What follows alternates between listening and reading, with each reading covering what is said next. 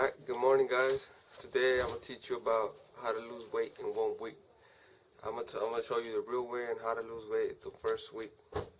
If you want to lose weight, you want to get ripped, you want to get a six pack, all you got to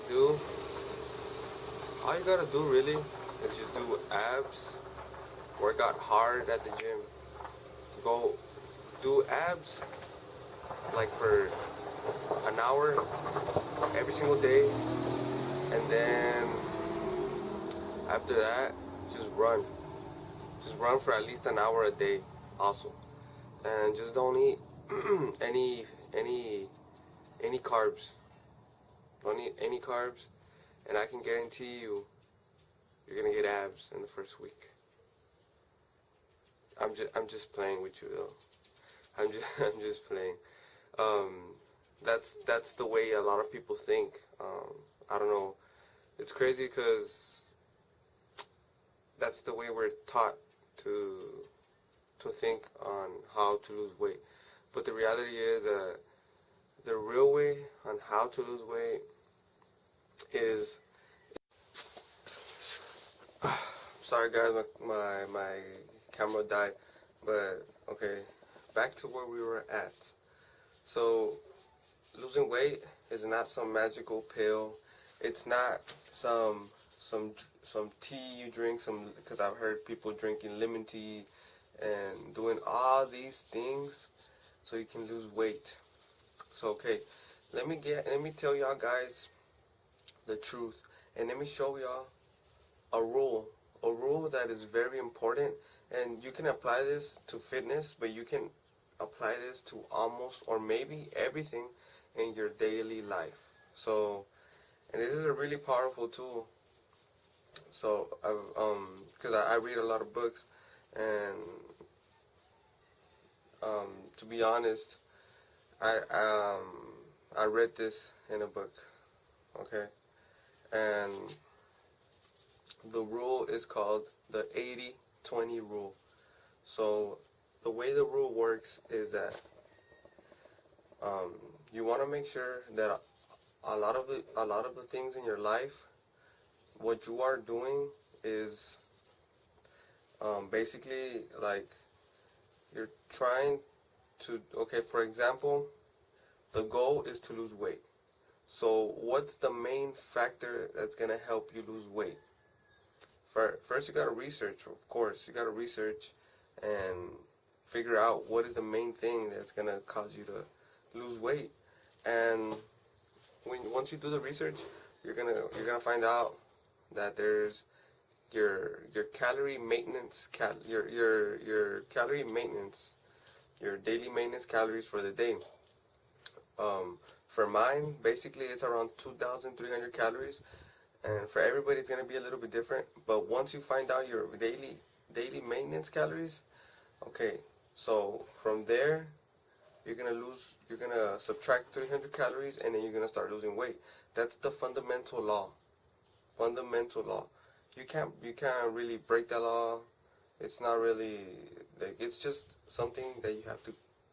It's kind of like gravity. You know, the law of gravity. It's just the law. It's just what it is. So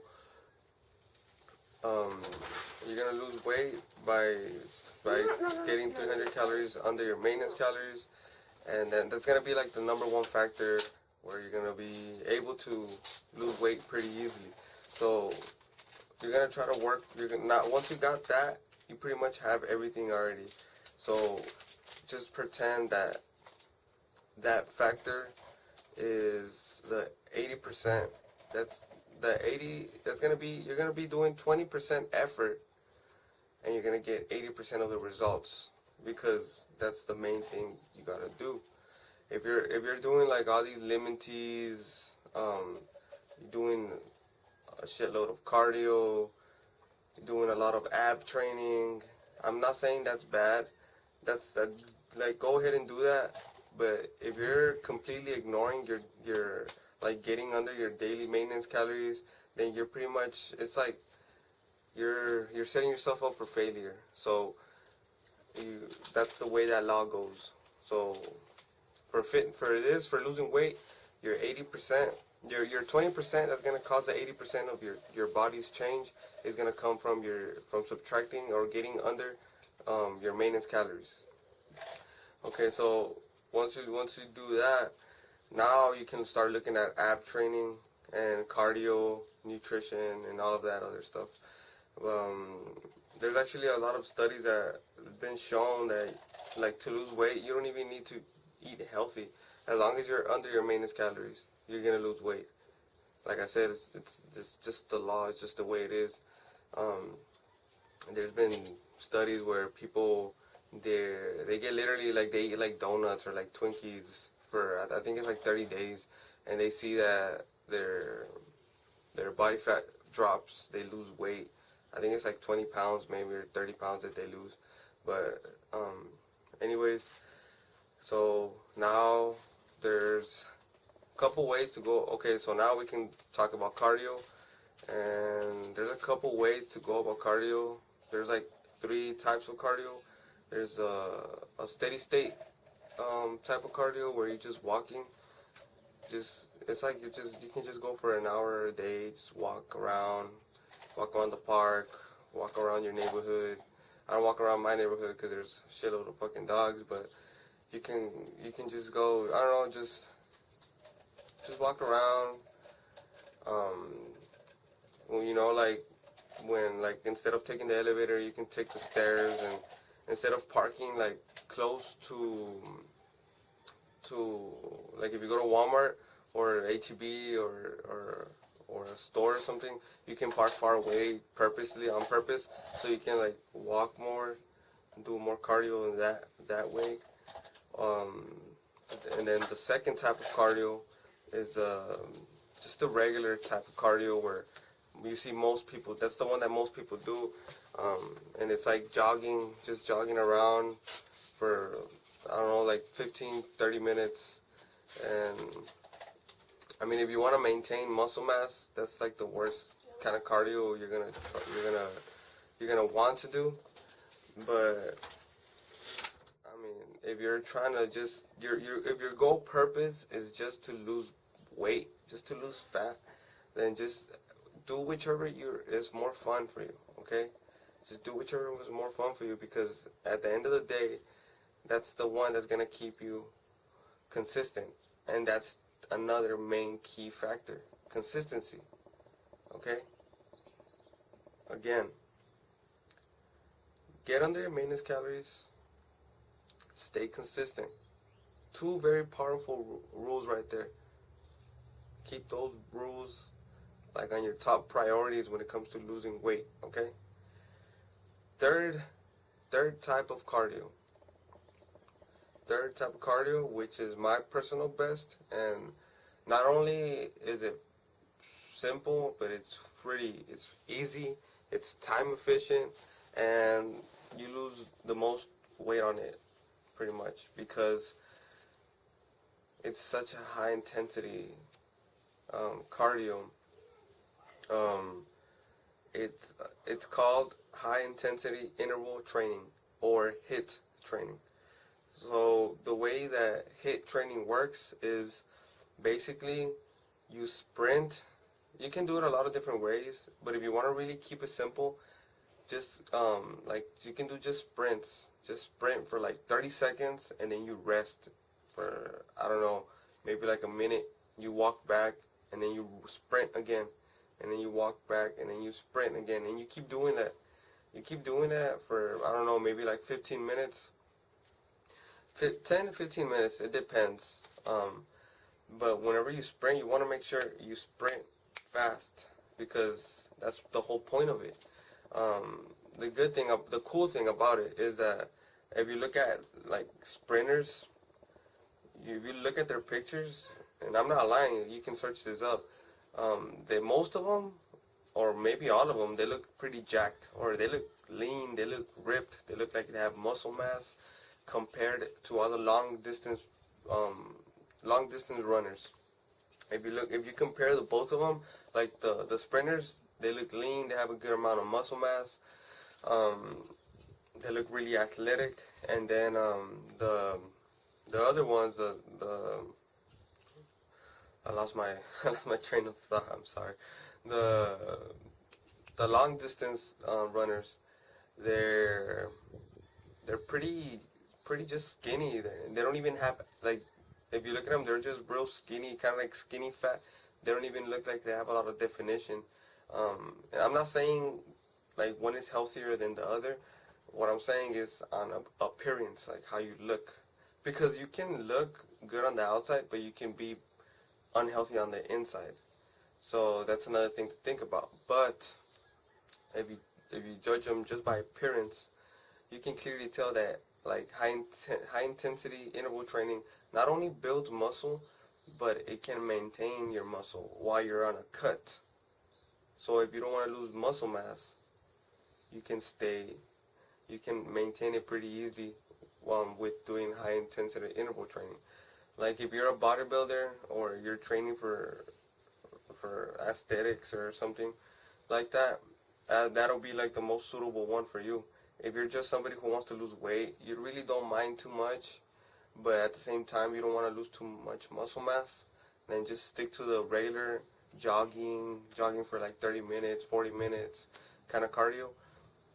And if you really don't like high intensity interval training, but and you don't like jogging, and you're more of a you're like more chill. You like to take. Okay, so like if you're more of a chill kind of guy, you like to take walks, and like if you live like near a beach and you like to do that for fun, or you just like nature. You like going into nature and just like adventures and just walking around and all that.